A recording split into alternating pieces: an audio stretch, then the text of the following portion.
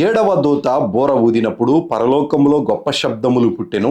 ఆ శబ్దములు, ఈ లోక రాజ్యము మన ప్రభువు రాజ్యమును, ఆయన క్రీస్తు రాజ్యమునాయను, ఆయన యుగయుగముల వరకు ఏలుననెను. ప్రార్థన చేసుకొని ఈ వాక్యాన్ని మనం ధ్యానించుకుందాం. ప్రేమ కలిగిన తండ్రి, మహిమ కలిగిన మా యేసు ప్రభువా, మీకు వందనాలు. మరొక పర్యాయం మీ దగ్గరకు వస్తూ ఉన్నాం. మీరు మాతో మాట్లాడుతూ ఈ ప్రకటన గ్రంథంలో ఉన్నటువంటి సమస్తమును తెలియజేస్తున్నందుకు మీకు వందనాలు. మీ ఆత్మచేత నింపండి. వీక్షిస్తున్న బిడ్డలందరినీ కూడా దీవించి ఆశీర్వదించండి. ఈ దినాన నాయన ఇదిగో ప్రభువా, ప్రకటన గ్రంథము 15వ వచనం, 11వ అధ్యాయం 15వ వచనము అయా మేము ధ్యానించుకొనబోతూ ఉండగా మీరే మాతో మాట్లాడండి. వినగలిగే చెవులను, గ్రహించగలిగే హృదయమును, మీ సర్వసత్యమును మాకు తెలియచేయమని యేసయ్య పుణ్యనామమును అడిగి వేడుకొని ప్రారంభించుకుంటున్నాము తండ్రి. ఆమేన్. దేవుని యొక్క ప్రణాళికలో ఈ ప్రకృతి సంబంధమైనటువంటి లోకమును సృజించడానికంటే ముందు సాతానుడు అనేటువంటి వాడు ఇదే భూమి మీద ఆత్మ సంబంధమైనటువంటి భూమిగా ఉన్నప్పుడు వాడు ఇదే భూమి మీద ఉండి దేవునిని స్తుతించి ఆరాధించేటువంటి వాడు. అది గతంలో మనం ధ్యానం చేశాం. వాడు ఎప్పుడైతే దేవునికి వ్యతిరేకముగాను దేవుని మహిమను, దేవుని యొక్క తేజస్సును ధిక్కరించి దేవునికి ఉన్నటువంటి హోదాను, అనగా ప్రభు అయిన యేసు క్రీస్తుకి ఉన్నటువంటి హోదాను ఆశించి ఆయన సింహాసనము కావాలి అని ఆశపడినప్పుడు అక్కడి నుంచి నెట్టివేయబడ్డాడు. ఇదంతా మనకు తెలిసినటువంటి సంఘటనే. అయితే దేవుడు ఆ లూసిఫర్ అనేటువంటి వాడికి ఒక వాగ్దానమును ఇచ్చాడు. వార్నింగ్ అనుకోవచ్చు. ఏమిటి ఆ వార్నింగ్ అన్నంటే, నీవు ఈ భూమి మీద ఉన్నటువంటి నా పాదపీఠమును పాడు చేశావు. ఇదే పాదపీఠమును మరలా తిరిగి నిర్మించేటంత వరకు కూడా నిన్ను శిక్షించను. ఎప్పుడైతే ఈ భూమి మీద నా రాజ్యము, అనగా పాపము లేని నీతి న్యాయ సంబంధమైనటువంటి రాజ్యము, నీతి న్యాయ పరిపాలన జరిగేటువంటి రాజ్యము ఎప్పుడైతే వస్తుందో ఆ దినమున నిన్ను నేను పాతాళములో బంధిస్తాను అని దేవుడు చెప్పాడు. సహోదరులారా, ఇక్కడ మనకు అర్థం కావలసినటువంటి మాట ఏమిటయ్యానంటే, ఇప్పటి వరకు కూడా మనము సాతాను యొక్క ప్రభావము క్రిందనే ఉన్నాం. సాతాను యొక్క రాజ్యము కిందనే ఉంటూ ఉన్నాం. ప్రభు అయిన యేసుక్రీస్తు వచ్చి చనిపోయి పునరుద్ధరణే తిరిగి లేచి వెళ్ళినది మొదలుకొని కొందరు భూమి మీద దేవుని రాజ్యము స్థాపించబడింది అని చెప్తూ ఉన్నారు. భూమి మీద స్థాపించబడలేదు, అది మానవ హృదయాలలో మాత్రమే స్థాపించబడింది. కానీ దేవుడు వాగ్దానము చేసినటువంటి ఆ లూసిఫర్ అనేటువంటి వాడికి వాగ్దానము చేసింది, ఈ భూమి మీద సంపూర్తిగా వాడిని తీసివేసి వాడి రాజ్యమును కూడా లేకుండా చేసి దేవుని యొక్క రాజ్యమును, సత్య సంబంధమైన రాజ్యమును, నీతిని న్యాయమును జరిగించేటువంటి రాజ్యమును దేవుడు స్థాపిస్తాను అని వాడికి వార్నింగ్ ఇచ్చాడు. ఆ తర్వాత వాడు అక్కడ నుంచి అంధకార సంబంధమైన దురాత్మ సమూహముతో పాటు కలిసి వాడు ఈ భూమి మీద పుట్టినటువంటి ప్రతి మనిషిని కూడా పాడు చేస్తూ పాపము, శాపము, అంధకారము, దుష్టత్వము, గర్వము, అసూయ, సుఖభోగములతో కూడినటువంటి ఆలోచనలను ఆదాము మొదలుకొని ప్రతి ఒక్కరికి కూడా వాడు అలవాటు చేస్తూనే వస్తూ ఉన్నాడు. అయితే ఈ రాజ్యము మనుషుల కళ్ళకు కనబడదు. సాతాను రాజ్యము మనుషుల కళ్ళకు కనబడదు. కానీ ప్రతి ఒక్కరు కూడా వాడి ప్రభావము క్రిందనే ఉంటారు. దుష్టత్వములోనే ఉంటారు, చెడుతనములోనే ఉంటారు, కోపములతోనే ఉంటారు, నరహత్యలతోనే ఉంటారు. ఈ భూమి మీద ఎక్కడా కూడా వాడి రాజ్యము లేకుండా లేదు. సమస్తము కూడా సాతాను సామ్రాజ్యము క్రిందనే ఉంటూ ఉన్నాం ఇప్పటి వరకు కూడా.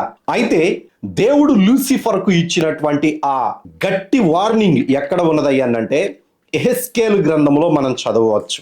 28వ అధ్యాయము 17వ వచనాన్ని చదువుతూ ఉన్నాను. నీ సౌందర్యమును చూచుకొని నీవు గర్వించిన వాడవై నీ తేజస్సు చూచుకొని నీ జ్ఞానమును చెరుపుకొంటివి. కావున నేను నిన్ను నేలను పడవేసెదను, రాజులు చూచుచూ ఉండగా నిన్ను హేళనకు అప్పగించెదను అని లూసిఫర్ అనేటువంటి వాడికి దేవుడు వార్నింగ్ ఇచ్చాడు. ఈ క్రమమంతా జరగడానికి దేవుడు చేసినటువంటి ప్రణాళికలో మొట్టమొదటిగా ప్రారంభించినటువంటిది ప్రకృతిని. ఈ ప్రకృతిని జరిగించినది మొదలుకొని సాతానుగాడు ఈ ప్రకృతిలో ఉన్న ప్రతి మనిషిని సాతాను యొక్క ప్రభావముతోటి, దుష్టత్వముతోనే, అంధత్వముతోనే, పాపముతోనే, శాపముతోనే మనుషులందరినీ కూడా వాడి వైపు ఆకర్షించుకుంటూ వస్తూ ఉన్నాడు. కానీ దేవుడు కూడా ఆయన ఆత్మను భూమి మీదకు పంపించి అనేక మందిని నీతిమంతులుగా చేశారు. ప్రభు అయిన యేసుక్రీస్తు భూమి మీదకు రాక మునుపు కూడా నీతిమంతులు అనేటువంటి వారు కొందరు ఉన్నారు. దేవునిని వెతికినటువంటి వారు కొందరు ఉన్నారు. ఈ లోకములో ఉన్నటువంటిది అంతా కూడా దుష్టత్వము అని గ్రహించిన వాళ్ళు కొంతమంది ఉన్నారు. అలాగున 4000 సంవత్సరాలు గడిచిన తరువాత ప్రభు అయిన యేసుక్రీస్తు అనగా దేవుని యొక్క మహిమ, దేవుని యొక్క తేజస్సు, దేవుని యొక్క దైవత్వము, సర్వ పరిపూర్ణత శరీరమందు ప్రభు అయిన యేసుక్రీస్తులో నివసించి భూమి మీద ఉన్న ప్రతి ఒక్కరికి కూడా ఈ దుష్ట సామ్రాజ్యము నుంచి, ఈ సాతాను సామ్రాజ్యము నుంచి, వీడి అంధత్వము నుంచి, వీడి లోక సంబంధమైనటువంటి పాపపు ఆలోచనల నుంచి సంపూర్ణముగా రక్షణ మార్గములోనికి నడిపించడానికి ప్రభు అయిన యేసుక్రీస్తు శరీరధారిగా భూమి మీదకు వచ్చి మరణించి పునరుద్ధానులై తిరిగి లేచి వెళ్ళారు. ఆయన ఇప్పుడు ప్రస్తుతానికి పరదేశంలో ఉంటూ ఉన్నారు. మనము ధ్యానము చేస్తూ ఉన్నటువంటి ఈ ప్రకటన గ్రంథము 11వ అధ్యాయము 15వ వచనం వచ్చేటప్పటికి 7వ దూత తన బోర ఊదినప్పుడు అని చదువుకుంటూ ఉన్నాం. ఒక గొప్ప సందడి పరలోకములో నెలకొన్నది. 7వ దూత బోర ఊదినప్పుడు మీకు గతంలో కూడా నేను జ్ఞాపకం చేస్తూ వచ్చాను. ప్రభు అయిన యేసుక్రీస్తు 7 ముద్రలను విప్పదీసినటువంటి కాలము మనం స్పష్టముగా గ్రహించాలి. మొదటి 6 ముద్రలు 3.5 సంవత్సరములలో ప్రభు అయిన యేసుక్రీస్తు విప్పదీశారు. రెండవ 3.5 సంవత్సరంలో అనగా 7 సంవత్సరాల శ్రమల కాలములో మొదటి 3.5 సంవత్సరములు అయిపోయిన తర్వాత రెండవ 3.5 సంవత్సరము ఆరంభములో 7వ ముద్రను ప్రభు అయిన యేసుక్రీస్తు ప్రభు వారు విప్పదీశారు. 7 దూతలు 7 బూరలు పట్టుకొని వచ్చారు. ఒక్కొక్క దూత బూర కాలము, మొదటి 6 దూతల బూరల కాలము ఒక్కొక్కటి వచ్చి 5 నెలలు, 5 6లు 30 నెలలు అయిపోయిన తర్వాత మిగిలినటువంటిది 12 నెలలు, 3.5 సంవత్సరాలలో. అయితే ఈ చివరి సంవత్సరం అనగా 12 నెలలలో ఒకే ఒక్క బోర దేవుడు ఓదటానికి సమయాన్ని కేటాయించాడు. ఆ దూత బోర కాలము 1 సంవత్సరము పాటు దేవుడు ఇచ్చాడు. ఎందుకు అనంటే ఈ దూత బోర ఊదినప్పుడు మరలా 7 దూతలు 7 పాత్రలు పట్టుకొని వచ్చారు. ఆ 7 పాత్రలు అయిపోయేటంత వరకు కూడా ఈ 7 సంవత్సరాల శ్రమల కాలం కంప్లీట్ అవ్వదు. 7 సంవత్సరాలు అయిపోయిన తర్వాత 1000 ఏళ్ల పరిపాలన ప్రారంభమవుతుంది. చాలా జాగ్రత్తగా ఆలకించండి. దేవుడు వాగ్దానము చేసినటువంటిది అనగా సాతానుడికి ఇచ్చినటువంటి ఆ వార్నింగ్ ఏదైతే ఉన్నదో, వాడు అంధకార సంబంధిగా మార్చబడుతూ దురాత్మ సమూహముగా మార్చబడినటువంటి దేవదూతలందరికీ ఆ లూసిఫర్ అనేటువంటి వాడికి పిలిచి మరీ చెప్పినటువంటి వార్నింగ్ ఏమిటయ్యానంటే, నేను పూర్తిగా అగ్నిగంధకాల పాలు చేస్తాను. ఆ అగ్నిగంధకాల పాలు చేయడానికంటే ముందుగా 1000 సంవత్సరాలు ఈ భూమి మీదనే, ఏ భూమినైతే నువ్వు పాపం వైపు, నాశనం వైపు, భూమి మీద ఉన్న మనుషులను అగ్నిగుండం వైపు ఈడ్చుకొని వెళుతూ ఉన్నావో వాళ్ళందరినీ కూడా నీతి న్యాయములతో నడవడానికి నేను మరలా తిరిగి ఈ భూమి మీద రాజ్యమును స్థాపిస్తాను అని చెప్పారు.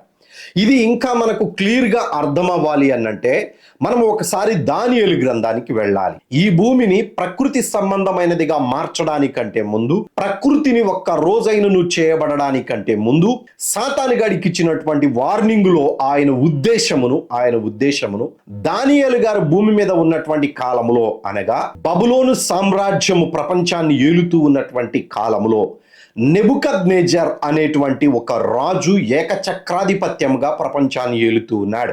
ఆ రాజుకి ఒక దర్శనాన్ని దేవుడు అనుగ్రహించాడు.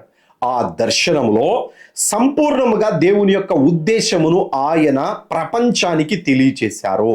అయితే ఆ దర్శనము యొక్క వివరణ ఎవడూ కూడా చెప్పలేనందువలన దేవుడు ఆయన యొక్క ప్రణాళికలో ఉన్నటువంటి దానియేలు అనేటువంటి భక్తుణ్ణి బబులోను దేశంలోనికి పంపించడం మాత్రమే కాకుండా బబులోనులో ఉన్నటువంటి గొప్పవారితో ఈ దానియేలు గారికి ఉన్న జ్ఞానమును, దేవుడు ఇచ్చినటువంటి కృపను సంపూర్ణముగా కనబరచడానికి దేవుడు అవకాశమును అనుగ్రహించారు. అదేమిటయ్యా అనంటే, ఈ రాజు ఎప్పుడైతే కల చూశాడో ఆ కలను చెప్పడానికి నెబుకద్నెజర్ అనేటువంటి వ్యక్తి కల చూశాడు.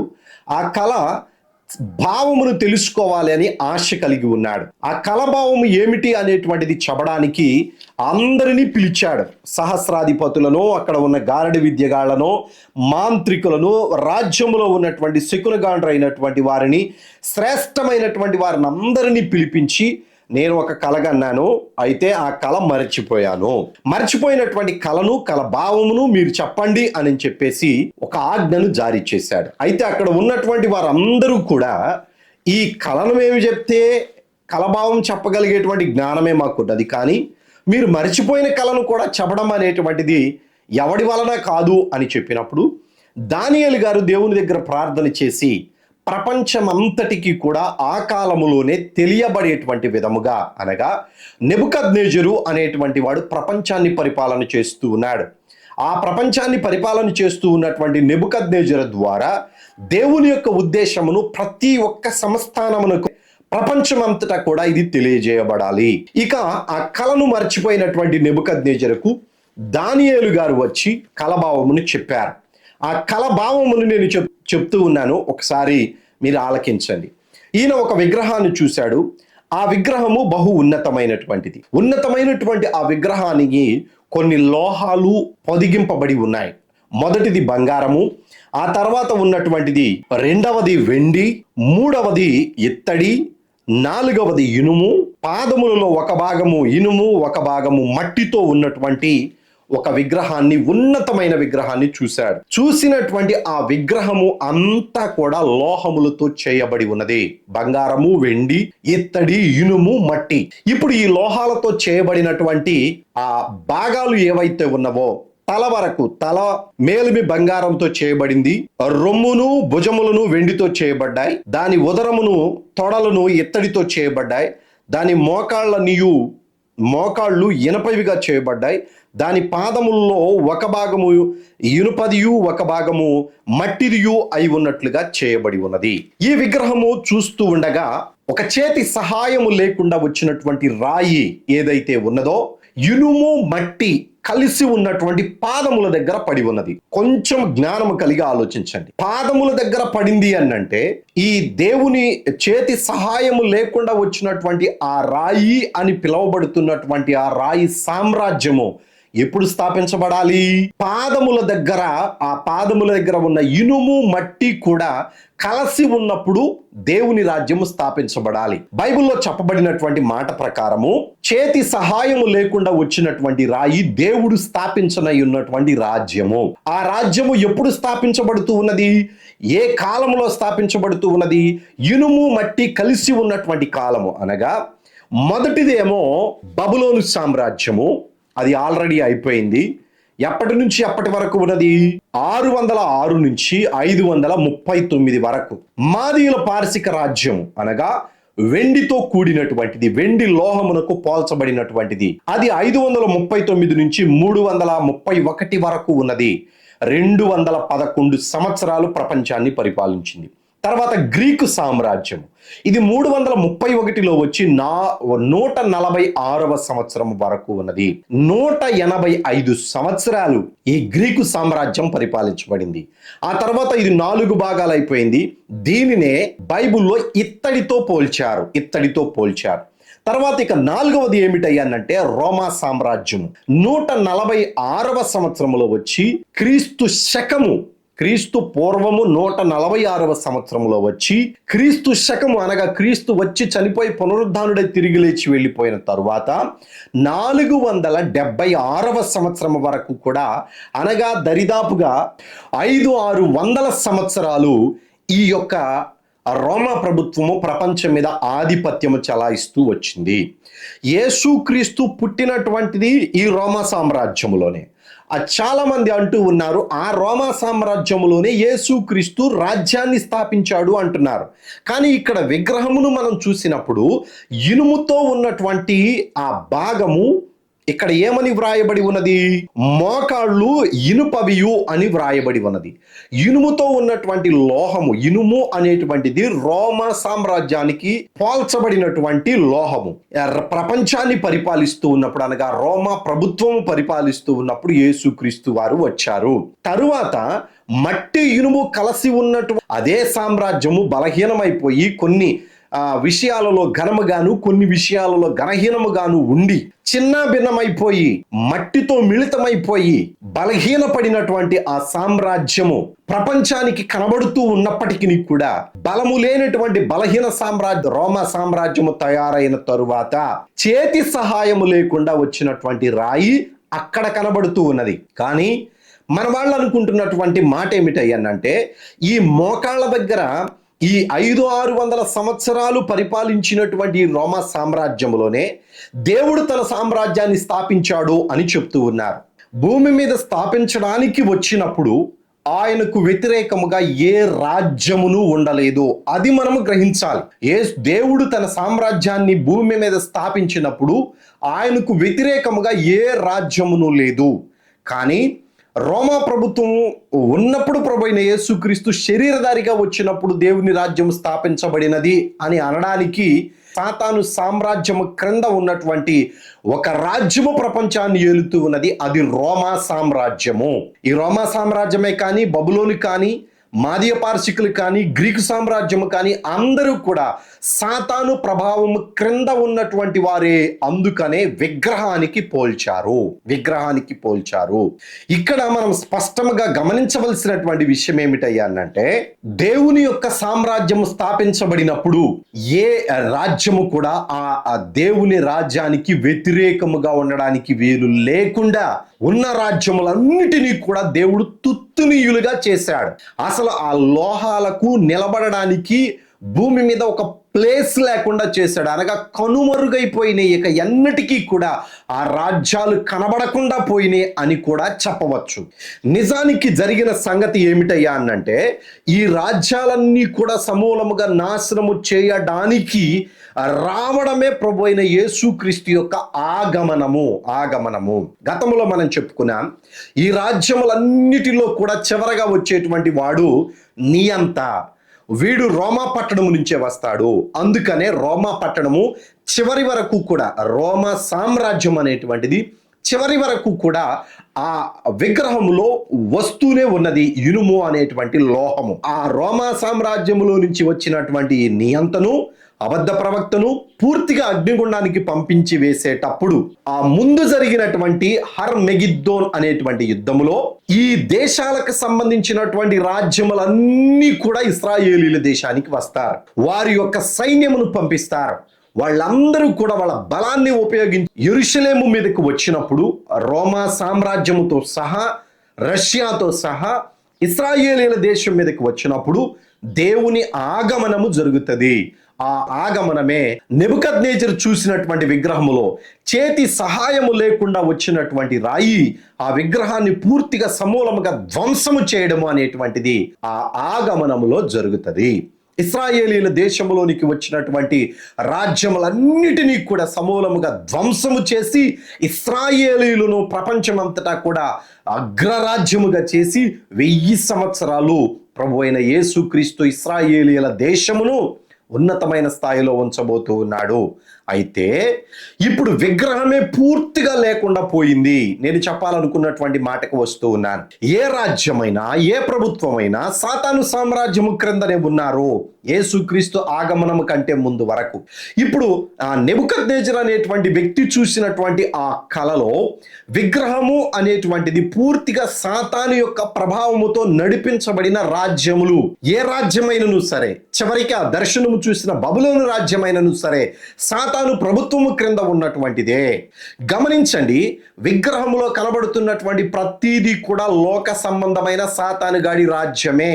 వాడు మన తలల మీద ఉండి ప్రతి మనిషిని, ప్రతి అధికారిని తప్పుదారికి పట్టించి, ఎక్కడా కూడా నీతి న్యాయము లేకుండా జరిగించి, ప్రపంచమంతటిని కూడా పాపముతో నింపివేసి, అదే ఇశ్రాయేలీల దేశంలో, అదే యెరూషలేము దేవాలయము కట్టబడుతూ ఉన్నటువంటి స్థలములో వాడి సింహాసనము వేసుకోవాలి అని ఓవిళ్ళు ఊరుతూ ఉన్నాడు లూసిఫర్ అనేటువంటి వాడు, అనగా ఘట సర్పము, అనగా సాతాను. ఇప్పుడు దేవుడు చేసినటువంటి ప్రణాళిక ప్రకారము భూమి మీద ఉన్నటువంటి మనుష్యులలో దేవుని నీతిని, న్యాయమును స్థాపించడానికి ప్రభు అయిన యేసుక్రీస్తు 2000 సంవత్సరాల క్రితం ఈ భూమి మీదకు వచ్చారు.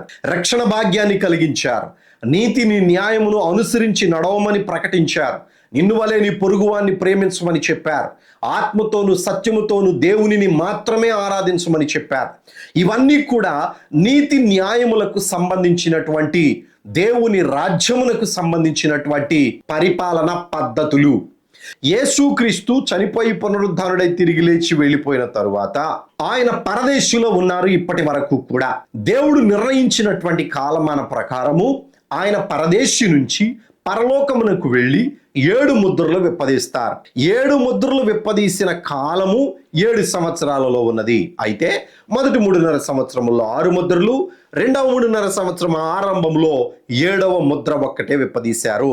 7వ ముద్రను విప్పదీసిన తర్వాత 6 దూతలు 6 బూరల కాలం అయిపోయేటప్పటికి 30 నెలలు గడిచిపోయింది. ఇక మిగిలిన ఉన్నటువంటి ఆ 12 నెలలలో ఒకే దూత తన బోర ఊదవలసి ఉన్నది. ఆ 7వ దూత బోర ఊదినప్పుడు 7 దూతలు 7 పాత్రలు పట్టుకొని వచ్చారు. ఇక్కడ మనము ధ్యానం చేయవలసిన అంశమును తీసుకొని వద్దాం. అదేమిటయ్యానంటే, ఈ 7వ దూత బోర ఊదినప్పుడు దానియేలు గారికి, నెబుకద్నెజరుకు దేవుడు ఏదైతే చూపించాడో దాని యొక్క నెరవేర్పు ఇక్కడ జరుగుతూ ఉన్నది. అప్పటి వరకు కూడా భూమి మీద అంతా కూడా సాతాను సామ్రాజ్యమే ఏలింది. దానియేలు గారు నెబుకద్నెజరుకి చెప్పినటువంటి ఆ వివరణలో పూర్తిగా విగ్రహము ధ్వంసమైపోయి చేతి సహాయము లేకుండా వచ్చినటువంటి రాయి భూతలమంతా గొప్ప పర్వతముగా ఎదిగెను అనేటువంటి మాట దానియేలు గ్రంథములో వ్రాయబడి ఉన్నది. దానియేలు గ్రంథము 2వ అధ్యాయము 35వ వచనాన్ని చదువుతున్నాను. అంతటా ఇనుమును, మట్టియు, ఇత్తడియు, వెండియు, బంగారమును ఏకముగా దంచబడి పాళములోని చెత్తవలే కాగా వాటికి స్థలము ఎచ్చటను దొరకకుండా గాలి వాటిని కొట్టుకొని పోయెను. ఏ రాజ్యము కూడా లేకుండా ఉన్న రాజ్యాలన్నీ కూడా దంచబడి ధూళిలాగా అయిపోయి, ఆ ధూళి కూడా ఒక చోట ఉండడానికి వీలు లేకుండా గాలి వచ్చి ఆ ధూళి అంతటిని తీసుకొని వెళ్ళిపోయింది. ప్రతిమను విరగొట్టిన ఆ రాయి సర్వభూతలమంత మహాపర్వతమాయెను. సర్వభూతలమంత మహాపర్వతమైనటువంటి ఆ రాయే ప్రభువైన యేసుక్రీస్తు దేవుని ద్వారా తీసుకొని వచ్చినటువంటి నీతి న్యాయములతో కూడిన సామ్రాజ్యము. తర్వాత ఇంకొక మాట కూడా చదువుతున్నాను. ఇదే 2వ అధ్యాయం 44వ వచనంలో ఆ రాజుల కాలములలో పరమందున్న దేవుడు ఒక రాజ్యము స్థాపించును, దానికన్నిటికీ నాశనం కలుగదు. ఆ రాజ్యము పొందిన వారికి గాక మరి ఎవరికి చెందదు. అది ముందు చెప్పిన రాజ్యములన్నిటినీ పగలగొట్టి నిర్మూలము చేయును గాని అది యుగయుగముల వరకు నిలుచును అని వ్రాయబడి ఉంది. దానియేలు గారు నెబుకద్నెజరుకు అప్పుడే వివరించాడు, అయ్యా ఒక రాజ్యం రాబోతూ ఉన్నది. సాతాను గాడి క్రింద ఉన్నటువంటి రాజ్యములన్నీ కూడా దంచబడి చూర్ణము చేయబడి గాలికి ఎగిరిపోయి నిలవడానికి స్థలము లేకుండా ఉండేటువంటి కాలం రాబోతూ ఉన్నది. దానిని మనం పసిగట్టాలి, దానిని మనం గుర్తుంచుకోవాలి. అంత గొప్ప దర్శనాన్ని దేవుడు నీకు ఇచ్చాడయ్యా, ఈ కలభావము నమ్మదగినటువంటిది అని చెప్పి దానిని ఆయన మనసులో ఉంచుకున్నాడు. మనసులో ఉంచుకున్న తర్వాత ఈ దానియేలు గారికి మరికొన్ని దర్శనాలు వచ్చినాయి. ఆ దర్శనాలలో 7వ అధ్యాయములో ఒక మాట వ్రాయబడి ఉన్నది. అది కూడా చదువుతూ ఉన్నాను. 7వ అధ్యాయము 14వ వచనము. సకల జనులను, రాజ్యములను, ఆయా భాషలు మాట్లాడు వారును ఆయనను సేవించున్నట్లు ప్రభుత్వమును, మహిమయు, ఆధిపత్యమును ఆయనకియబడెను. ఆయన ప్రభుత్వము శాశ్వతమైనది, ఎన్నటికిని తొలగిపోదు. ఆయన రాజ్యము ఎప్పుడును లయము కాదు. ఇక రండి, దేవుడు స్థాపించినటువంటి ఆ రాజ్యము లయము కానిది, అది ఎన్నటికి కూడా వాడబారనటువంటిది. అందులోనికి వచ్చినటువంటి ప్రజలు ఎవరైతే ఉన్నారో, దేవుని రాజ్యమును పొందుకున్నటువంటి వాళ్ళు ఎవరైతే ఉన్నారో వారు వేకువ చుక్కల వలె ఉంటారు, తేజో నక్షత్రముల వలె వెలుగుతారు, దేవుని బిడ్డలుగా ఉంటారు, శాశ్వతమైన సామ్రాజ్యానికి వాళ్ళు పిలవబడి ఉన్నారు. అట్టి వారందరూ కూడా లయము కానటువంటి వారు. దేవుడు స్థాపించిన రాజ్యము లయము కాదు, అందులో ఉన్నటువంటి ప్రజలు కూడా లయము కారు. ఆయన రాజ్యమును యుగ యుగములు అనంతకాలము దానిని కొనసాగిస్తూనే ఉంటాడు. ఆ రాజ్యమే ప్రభు అయిన యేసుక్రీస్తు ద్వారా దేవుడు స్థాపించిన రాజ్యము. ఇప్పుడు దానియేలు గారు ఒక కల చూశాడు. ఆ కల ఏమిటయ్యానంటే, మహావృద్ధుడైనటువంటి ఆయనని నేను చూశాను. ఆయన సింహాసనము వేసుకుని ఉన్నాడు. ఆయనకు పరిచారికులు చాలా మంది ఉన్నారు. ఆ పరిచారికులలో మనుషులు కూడా ఉన్నారు. ఆ మనుషులు తీర్పు పొందడానికి కోట్ల కొలదిగా ఆయన ముందు నిలబడి ఉన్నారు.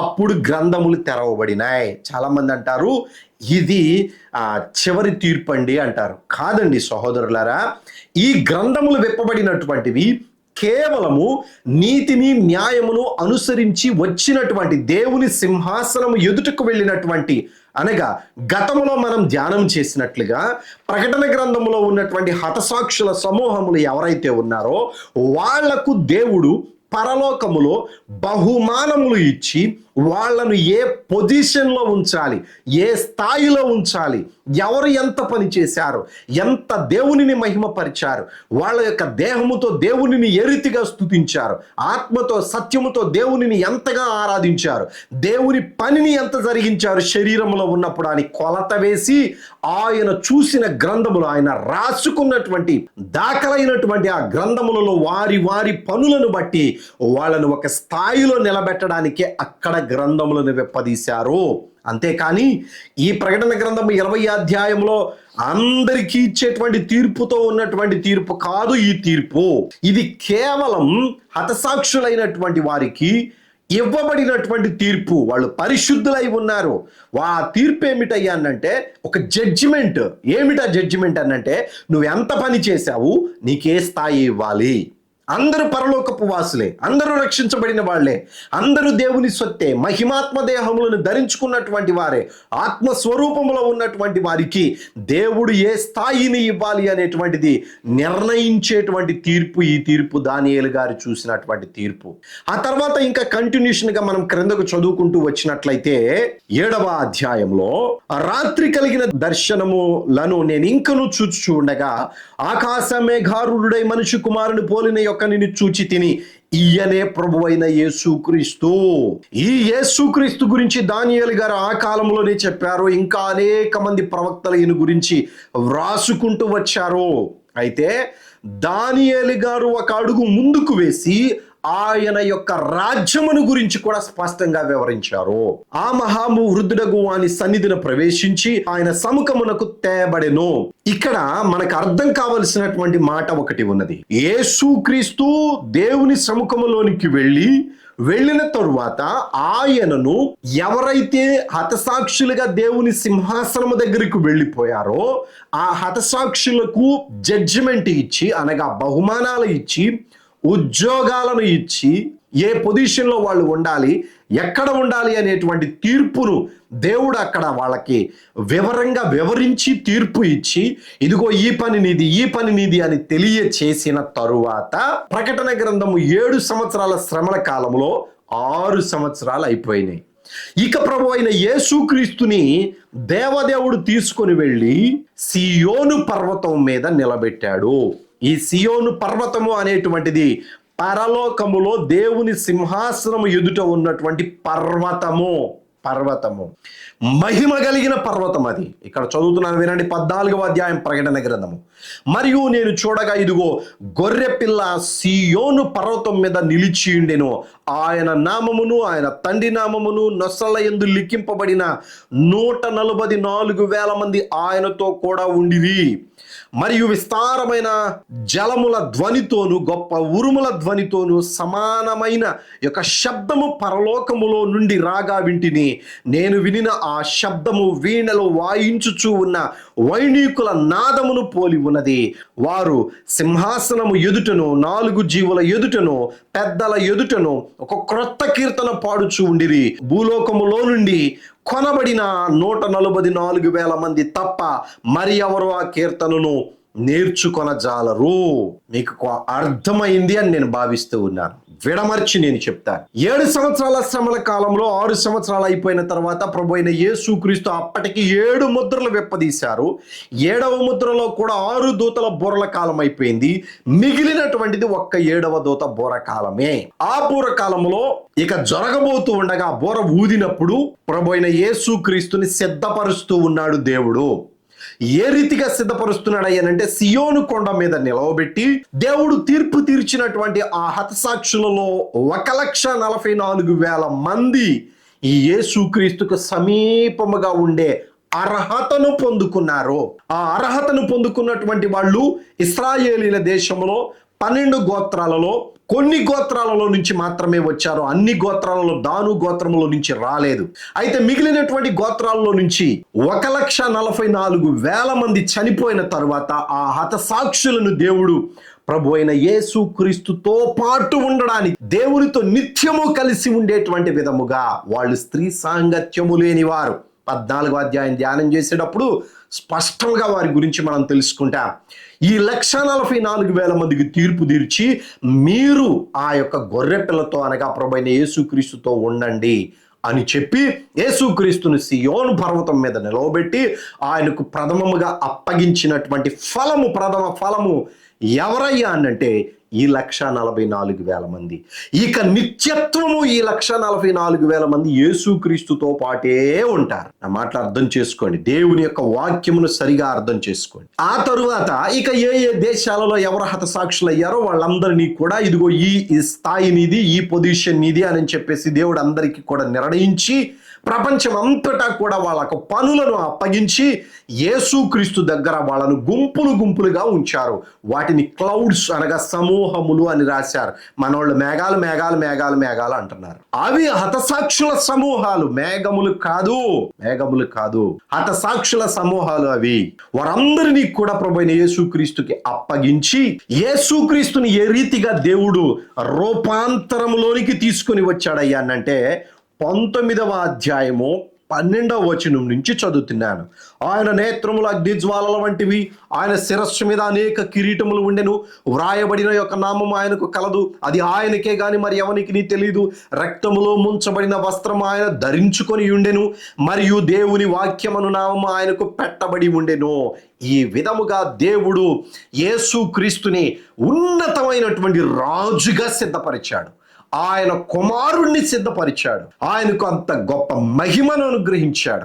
ఇంత గొప్ప మహిమను దేవునికి అనుగ్రహించి 1,44,000 మందిని ఇచ్చి భూమి మీద ఉన్న హతసాక్షులందరినీ కూడా సిద్ధపరచినటువంటి సమయము 1 సంవత్సరము పట్టింది. 7వ దూత బూరకాలం అంతా కూడా వాళ్ళు ఆ సియోను పర్వతం మీద సిద్ధపడుతూ ఉన్నారు. ఒక్కొక్కరిని తీర్పు తీర్చి దేవుడే ప్రభువైన యేసుక్రీస్తుకి ఒక సైన్యముగా అప్పగించాడు. వీళ్ళందరూ తెల్లని వస్త్రములు ధరించుకున్నటువంటి వారై గొర్రె పిల్లను వెంబడించారు, ప్రభువైన యేసుక్రీస్తుని వెంబడించారు. వారు రావడమే ఆగమనము. వారు భూమి మీదకు వచ్చినప్పుడు భూమి మీద జరుగుతూ ఉన్నటువంటి సంగతి హర్మెగిద్దోన్ యుద్ధము. ఎప్పుడైతే ఈ యేసుక్రీస్తుని సియోను కొండ మీద నిలవబెట్టారో 1,44,000 మందిని, ప్రపంచంలో ఉన్న చనిపోయిన హతసాక్షుల ఆత్మలన్నిటినీ కూడా దేవుడు సిద్ధపరిచి వాళ్ళకి ఏ ఏ స్థాయిని ఇచ్చాడో అవి సిద్ధపడుతూ ఉండగా పలికినటువంటి మాట 11వ అధ్యాయంలో 15వ వచనంలో మనం చదువుకుంటూ ఉన్నాం. 7వ దూత బోర ఊదినప్పుడు పరలోకంలో గొప్ప శబ్దము పుట్టెను. ఏ సియోను పర్వతం మీద ప్రభువైన యేసుక్రీస్తు సిద్ధపడి ఉంటూ ఉండగా మహాశబ్దములు పుట్టినాయి. ఏమిటి ఆ శబ్దములు అంటే 24 పెద్దలు, 4 జీవులు, కోట్ల కొలది దూతలు, శరాబులు, కెరూబులు, భూమి మీద నుంచి తీయబడినటువంటి హతసాక్షుల సమూహము, సర్వసాధారణముగా చనిపోయినటువంటి వారందరూ కూడా గొప్ప శబ్దములు చేశారు. ఏమిటి ఆ శబ్దములు అంటే ఆ శబ్దములు ఈ లోక రాజ్యము, మన ప్రభువు రాజ్యమును, ఆయన క్రీస్తు రాజ్యమునాయను. చాలా జాగ్రత్తగా విడమరిచి చూడండి. ఈ లోక రాజ్యము ఆ ప్రభు రాజ్యమును, ఆయన క్రీస్తు రాజ్యమాయను. పరలోకము అనేటువంటిది సంపూర్తిగా దేవుని యొక్క ఆధ్వర్యములో ఉన్నది. ఆయన కుమారుడు ప్రభు అయిన యేసుక్రీస్తుని పరలోకంలో ఉన్న వాళ్ళందరూ గుర్తుపడతారు. ఆయన శరీరములో ఉన్న, శరీరములో లేక మునుపు కూడా, అనగా భూమి మీదకి శరీరధారిగా రాక మునుపు ప్రభు అయిన యేసుక్రీస్తు అని అనుకుంటున్నటువంటి, పిలుస్తూ ఉన్నటువంటి, పేరు పెట్టబడినటువంటి ఆ రక్షకుడు పరలోకములో దేవుని యొక్క మహిమగా, దేవుని తేజస్సుగా, దేవుని దైవత్వముగా, దేవుని నోటి మాటగా ఉన్నాడు. ఆయన ఆయన శరీరము ధరించుకొని పరలోకము వెళ్ళిన తర్వాత కూడా అదే అధికారము కలిగి ఉన్నాడు, అదే హోదాని కలిగి ఉన్నాడు, అదే ఆధిపత్యాన్ని కలిగి ఉన్నాడు. ఆయనను ఎవరు కూడా ఆపజాలరు. కానీ శరీరము అనేటువంటిది ప్రభు అయిన యేసుక్రీస్తు అనగా దేవుని యొక్క మహిమకు దేవుడు అనుగ్రహించినటువంటి దేహము. ఈ దేహము భూమిలో నుంచి తీయబడినటువంటి దేహము. ఎందుకు దేవుడు ఈ కార్యాన్ని చేశాడయ్యా అంటే, యావత్తు సృష్టి అంతటిలో పరలోకమే కానీ, భూమి మీద కానీ, భూమి క్రింద కానీ, నరకములో కానీ, పరలోకములో కానీ, పరదేశంలో కానీ, ఎక్కడైనను కానీ ఆరాధించడానికి అర్హుడు, ఆరాధన పొందుకోదగినటువంటి వాడు దేవదేవుడు ఒక్కడే, దేవదేవుడు ఒక్కడే. అందుకనే సాతానుగాడిని అక్కడ నుంచి నెట్టివేశారు. నువ్వు కాదు, నేను కూడా ఆరాధించబడాలి, నేను కూడా దూతల చేత స్తుతించబడాలి, నేను కూడా ఒక స్తోత్రార్హుడుగా ఉండాలి అని వాడు గర్వించాడు. అందుకని దేవుడు అక్కడ నుంచి నెట్టివేశాడు. ఆ ప్లేస్ ఖాళీగా ఉన్నది. లూసిఫర్ గాడు పోగొట్టుకున్నటువంటి స్థలము ఖాళీగా ఉన్నది. కానీ దేవుడు సృష్టించినటువంటి సృష్టి క్రమంలో తన కుమారుడే, తన మహిమయే, తన దైవత్వమే, తన తేజస్సే, తన నోటి మాటయే శరీరము ధరించుకొని ప్రభు అయిన యేసుక్రీస్తుగా భూమి మీదకి వచ్చి 33.5 సంవత్సరాలు జీవించినా ఆయన దేవుడే. మనుషుల చేత తీర్పు పొందినా ఆయన దేవుడే. భూమి మీద 33.5 సంవత్సరాలు జీవించినా ఏ పాపము లేని పరిశుద్ధుడు ఆయన ఒక్కడే. అందుకనే దేవుడు మరలా తిరిగి పరలోకములో మాత్రమే కాదు, భూమి మీద కూడా సాతానుగాడు పాడు చేసినటువంటి ఆ భూమి మీద కూడా దేవుని రాజ్యమును స్థాపించడానికి ఆ యేసుక్రీస్తును సంపూర్ణముగా అధికారమును అనుగ్రహించి, భూమి మీద ఇంకా అధికారం అనుగ్రహించేది ఏంది అంటారు కొంతమంది. సహోదరులారా, మహిమలో ఉన్నప్పుడు, తేజస్సుగా ఉన్నప్పుడు, దేవుని నోటి మాటగా ఉన్నప్పుడు ఆయనే అధికారి, ఆయనే స్తోత్రార్హుడు, ఆయనే సంపూర్ణమైనటువంటి దేవుని కుమారుడు అని పిలువబడుతూ ఉన్నాడు. కానీ శరీరము అనేటువంటిది యేసుక్రీస్తుగా దేవుని మహిమకు అప్పగించబడిన తరువాత ఆ యొక్క శరీరమును కూడా మహిమాత్మ దేహముగా మార్చడం తరువాత ఈ భూమి మీద సపరేట్ సింహాసనము ప్రభు అయిన యేసుక్రీస్తుకు అనుగ్రహించడానికి దేవుడు ఆ రీతిగా నిర్ణయించాడు. పరలోకములో తండ్రి సింహాసనమే కుమారుని సింహాసనం. భూమి మీద ప్రత్యేకించి ప్రభు అయిన యేసుక్రీస్తుకు ఇంకొక సింహాసనం ఇవ్వబడినది. ఆ సింహాసనము సాతానుగాడు కోల్పోయిన సింహాసనం, సాతానుగాడు విడిచిపెట్టుకున్న సింహాసనము. ఇక్కడ ఉన్నటువంటి దూత కోటి సమూహము ఎవరు ఉండరు, కానీ మట్టిలో నుంచి తీయబడినటువంటి మనుషులు మహిమాత్మ దేహములను ధరించుకొని ఆ దేవుడినే భూమి మీద కూడా యేసుక్రీస్తులో దేవునిని స్తుతించేటువంటి విధముగా దేవుడు తన మహిమను, తన తేజస్సును, తన దైవత్వమును, తన నోటి మాటను శరీరములోనికి పంపించాడు. ఆయన మనకు రక్షకుడు అయ్యాడు. ఆ శరీరం అందే మన పాప ప్రక్షాళన జరిగించబడింది. గనుకనే యేసుక్రీస్తు 100% దేవుడు, 100% మానవుడు. ఇది అర్థం కాక చాలా మంది ఇద్దరు దేవుళ్ళు అంటున్నారు. ఇద్దరు దేవుళ్ళు కాదండి, ఒక దేవుడే శరీరములోనికి వచ్చాడు. ఆయన మహిమ, ఆయన తేజస్సు, ఆయన దైవత్వము శరీరములోనికి వచ్చి ఆ శరీరము కూడా దేవుడే కనుక దైవత్వములో ఉన్నటువంటి ఆ శరీరము స్తోత్రార్హుడై ఉన్నాడు. అందుకనే పరలోకములో ఉన్నటువంటి 24 పెద్దలు కానీ 4 జీవులు కానీ అందరూ కూడా గొప్పగా దేవునిని మహిమపరచి ఈ లోక రాజ్యం అనగా భూమి మీద అప్పటి వరకు సాతానుగాడు ఏలుచూ ఉన్నటువంటి రాజ్యము, మన ప్రభువు రాజ్యమును, దేవుని యొక్క రాజ్యమును, ఆయన క్రీస్తు రాజ్యమునాయను యేసుక్రీస్తుకి అనుగ్రహించాడు. ఆ అనుగ్రహించబడినటువంటి సమయములో జరిగిన గొప్ప ఉల్లాసము, ఉజ్జీవము, ఉత్సాహ గానములు, స్తోత్రార్పణలు, స్తుతులు కూడా ఈ 15వ వచనంలో వ్రాయబడి ఉన్నాయి.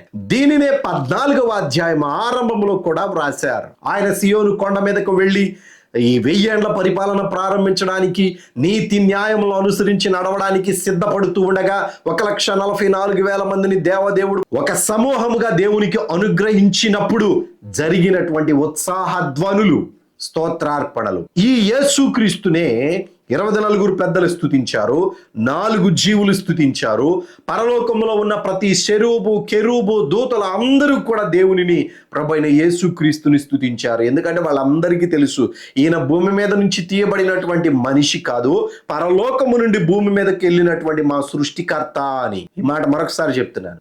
భూమి మీద ఉన్నటువంటి మనిషి కాదు, ఈయన పరలోకము నుండి భూమి మీదకి వెళ్ళినటువంటి మా సృష్టికర్త, శరీరము ధరించుకొని మరలా వచ్చాడు అని వాళ్ళు గ్రహించారు గనుక సాష్టాంగ నమస్కారము కూడా చేశారు, దేవునిని స్తుతించారు, ఆరాధించారు, గణపరిచారు. ఇదిగో ఇక్కడ ప్రారంభమైనటువంటి ఈ యొక్క 7వ దూత బోర కాలములో యేసుక్రీస్తుని సిద్ధపరిచి సర్వాధికారమును ప్రభువైన యేసుక్రీస్తుకు అనుగ్రహించి ఇక భూమి మీద రాజ్యమును స్థాపించడానికి యేసుక్రీస్తుని దేవదేవుడు పంపించాడు. ఆ రావడమే ఆగమనము. ఆ వచ్చినటువంటి ఆ కాలములో ఒలీవల కొండ 2 భాగాలైపోతుంది, గొప్ప భూకంపము జరుగుతుంది. ఆ భూకంపము దానియేలు గారు ఆ కాలంలోనే చూశాడు. ఒక చేతి సహాయం లేకుండా వచ్చినటువంటి రాయి పరలోకపు రాజ్యము, ఆ పరలోకపు రాజ్యమును తీసుకొని వచ్చినటువంటి వాడు ప్రభువైన యేసుక్రీస్తు. ఆ యేసుక్రీస్తు రాయిగా వచ్చి 7 సంవత్సరాల శ్రమల కాలం అయిపోయిన తర్వాత 1000 ఏండ్లు సర్వభూతలమంతా కూడా ఆ రాయి ఉన్నతమైనటువంటి స్థాయిలో ఎదిగి నిత్యము ఉండేటువంటి రాజ్యముగా రాజ్యమును స్థిరపరచి ఆ రాజ్యములో కూడా పాపము చేసినటువంటి వారు నీతి న్యాయములతో ఇప్పుడు సాతానుగాడు మన తలల మీద ఏ రీతిగా ఉండి చెడునే మనుషులకు నేర్పిస్తూ ఉన్నాడు. కానీ యేసుక్రీస్తు మంచిని మాత్రమే నేర్పిస్తాడు, న్యాయమును మాత్రమే జరిగిస్తాడు, సత్యమును మాత్రమే అనుసరించి నడవడానికి మనుషులకి అవకాశం ఇస్తాడు. ఆ కాలంలో సాతానుగాడు 1000 సంవత్సరాలు పాతాళములో బంధించబడతాడు. ఈ 1000 సంవత్సరాలలో అనేక కోట్ల మంది యేసుక్రీస్తును అంగీకరించి 100 పంటగా దేవుని సముఖమునకు తీసుకొని వెళ్ళబడతారు. ఆ తీసుకొని వెళ్ళడము రెండవ రాకడ. ఎప్పటికీ మనం ధ్యానం చేసిన మాట ఏమిటయ్యానంటే, యేసుక్రీస్తుకి సర్వాధికారం ఇచ్చి సియోను కొండ మీద నిలవబెట్టి 1,44,000 మందిని, అధికారముతో పాటు 1,44,000 మందిని, హతసాక్షుల ఆత్మలను బలమైన సైన్యముగా, ఉన్నతమైన సైన్యముగా, దోతలకు ఏ కొంచెమైనను తగ్గనటువంటి అధికారమును హతసాక్షులకు దేవుడు అనుగ్రహించి వారిని దేవునికి సైన్యముగా అనుగ్రహించాడు. యేసుక్రీస్తుకి సైన్యముగా అనుగ్రహించాడు. ఆ అధికారమును పొందుకుంటూ ఉండగా జరిగిన ఉత్సాహధ్వని.